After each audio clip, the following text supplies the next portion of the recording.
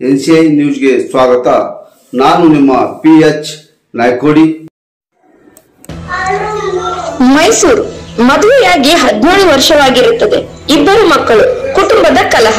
ಪತಿಯ ದೌರ್ಜನ್ಯದಿಂದ ಬೇಸತ್ತು ಇಬ್ಬರ ಮಕ್ಕಳ ಒಟ್ಟಿಗೆ ಬಿಡುಗಡೆ ಕೊಡಿಸಿ. ನನ್ನ ಪತಿ ಬಹಳ ಕ್ರೂರವಾಗಿ ನಡೆದುಕೊಳ್ಳುತ್ತಾರೆ. ಅವರ ಜೊತೆ ಜೀವನ ಮಾಡೋದಿಲ್ಲ. ನನಗೆ ಬಿಡುಗಡೆ ಕೊಡಿಸಿ ಎಂದು ಮಹಿಳಾ ಅಧ್ಯಕ್ಷರಾದ ರಜನಿರಾಜ್ ಅವರ ಕಚೇರಿಗೆ ಬಂದು ತನ್ನ ವ್ಯಥೆಯನ್ನು ವ್ಯಕ್ತಪಡಿಸುತ್ತಾಳೆ.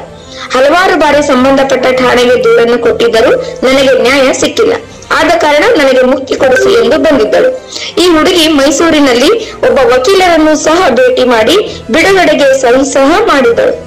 ಈ ಮಹಿಳೆಯ ಪತಿ ಮನೆಯವರು ನಮ್ಮ ಕಚೇರಿಗೆ ಬಂದು ನನ್ನ ಸೊಸೆಯನ್ನು ಕರೆಸಿ ಒಟ್ಟಿಗೆ ಸಂಸಾರ ಮಾಡುವುದಕ್ಕೆ ಒಂದು ಅವಕಾಶ ಮಾಡಿಕೊಡಿ ಎಂದು ನಮ್ಮಿಂದ ತಪ್ಪಾಗಿದೆ ಎಂದು ಪರಿಪರಿಯಾಗಿ ವಿನಂತಿಸುತ್ತಾರೆ.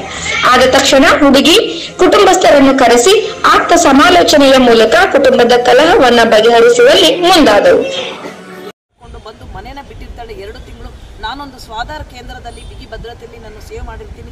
ಈ ದಿನ ಅವರು ಇಲ್ಲ ನಾನು ಜೀವನ ಮಾಡ್ತೀವಿ, ನಮ್ಗೆ ಯಾವುದು ಬಿಡುಗಡೆ ಬೇಡಿ ಅಂತೇಳಿ ಇಬ್ಬರ ಸಮ್ಮುಖದಲ್ಲಿ ಇವತ್ತು ಒಪ್ಪಿಗೆನ ಕೊಟ್ಟು ಹೋಗ್ತಾ ಇದ್ದಾರೆ. ಇದನ್ನು ನ್ಯಾಯಾಧೀಶರ ಗಮನಕ್ಕೂ ತಂದಿದ್ದೀನಿ. ಅವರು ಕೂಡ ಸಂತೋಷಪಟ್ಟು ಖುಷಿಪಟ್ಟು ಹಾರೈಸಿ ಹರಿಸಿದ್ರು. ನೀವು ನ್ಯಾಯಾಲಯಕ್ಕೆ ಕೆಲಸವನ್ನು ಕಮ್ಮಿ ಮಾಡಿದ್ದೀರಿ, ಬಿಡುಗಡೆ ಹಂತಕ್ಕೆ ಬಂದಿರುವಂಥದ್ದನ್ನು ರಾಜಿ ಸಂಧಾನ ಮೂಲಕ ಕೌನ್ಸಿಲಿಂಗ್ ಮೂಲಕ ಒಳ್ಳೇದು ಮಾಡಿದ್ದೀರಿ ಅಂತೇಳಿ PDG ಅವರು ಮತ್ತು ನಮ್ಮ ದಿನೇಶ್ ಸಾಹೇಬರು ಇಬ್ಬರು ಕೂಡ ಅಭಿನಂದಿಸಿದರು. ತುಂಬ ಜೀವನ ಈಗ ಚೆನ್ನಾಗಿ ನೀವು ಮಾಡ್ಕೊಂಡು ಹೋಗಿ, ಮತ್ತೆ ಗಲಭೆ ಮಾಡೋದು ಗಲಾಟೆ ಮಾಡೋದು ಮಾಡಬೇಡಿ. ಮತ್ತೆ ದೌರ್ಜನ್ಯ ಮಾಡಿದ್ರೆ ಅವಳು ಬಿಡುಗಡೆ ತಗೊಳ್ತಾಳೆ. ಮತ್ತೆ ದೌರ್ಜನ್ಯ ಮಾಡಬಾರ್ದು. ನಿಮ್ಮ 2 ಮಕ್ಕಳು ಮುದ್ದಾಗಿದ್ದಾವೆ, ನೋಡ್ಕೊಂಡು ಜೀವನ ಮಾಡಬೇಕು ನೀವು, ಸರಿನಾ? ಏನೋ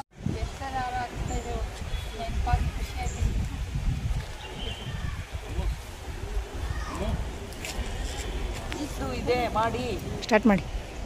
ನಮಸ್ಕಾರ ಸ್ನೇಹಿತರೆ, ನಾನು ಈ ದಿನ ಮೈಸೂರು ಕೋರ್ಟ್ ಆವರಣದಲ್ಲಿದ್ದೀನಿ. ಕಾರಣ ಏನಂದರೆ, ಮೈಸೂರಿನ ನಿವಾಸಿಗಳಾದ ನನ್ನ ಪಕ್ಕ ಇರುವವರು 17 ವರ್ಷ ಆಗಿದೆ ಮದುವೆಯಾಗಿ, ದಂಪತಿಗಳ ಕಲ ಆಯಿತು. ನೋಡಿ, ಈ ವಿಡಿಯೋ ಮಾಡೋಕ್ಕೆ ಪರ್ಮಿಷನ್ ಇದೆಯಾ ನಿಮ್ಮದು?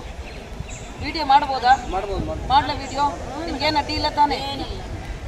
ಇವರು ದಂಪತಿಗಳ ಕಲ ಈಗ 3 ತಿಂಗಳಿಂದ ಈಕೆ ಬಂದು ನನಗೆ ಫೋನ್ ಮಾಡಿ ಹೇಳ್ತಾರೆ, ಮೇಡಮ್ ಮನನೊಂದಿದ್ದೀನಿ, ನನ್ನ ಪತಿ ಬಂದು ತುಂಬ ದೌರ್ಜನ್ಯ ಮಾಡ್ತಾರೆ, ಡ್ರಿಂಕ್ಸ್ ಮಾಡಿ ಅಲ್ಲೇ ಮಾಡ್ತಾರೆ, ನಾನು ಅವ್ರ ಹತ್ರ ಇರೋದಿಲ್ಲ, ನನಗೆ ಬಿಡುಗಡೆ ಕೊಡಿಸಿ ನನಗೆ ಬಿಡುಗಡೆ ಕೊಡಿಸಿ ಅಂತ ಕೇಳ್ತಾಳೆ.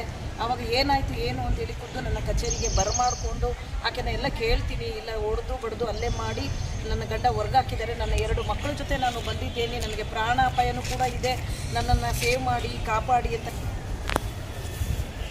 ಕಡೆಗೆ ನಾನು ವಕೀಲರ ಸಮ್ಮುಖದಲ್ಲಿ ಕಚೇರಿಯಲ್ಲಿ ಆಪ್ತ ಸಮಾಲೋಚನೆ ಮಾಡಿ ಬಿಡುಗಡೆಗೆಗೊಂಡಿರುವಂಥ ಈ ದಂಪತಿಗಳನ್ನು ಕರೆಸಿ ವಿಚಾರಣೆ ಮಾಡಿದ್ದಾಗ ಈತನೂ ಕೂಡ ತುಂಬ ದೌರ್ಜನ್ಯವಾಗಿ ಕೃತ್ಯವಾಗಿ ನಾನು ನಡ್ಕೊಂಡಿದ್ದೀನಿ ಅಂತ ಹೇಳ್ತಾರೆ. ಹಲವಾರು ಬಾರಿ ಸಂಬಂಧಪಟ್ಟ ಠಾಣೆಗೆ ದೂರನ್ನು ದಾಖಲಿಸ್ತಾಳೆ, ಪ್ರಯೋಜನಕ್ಕೆ ಬರುವುದಿಲ್ಲ.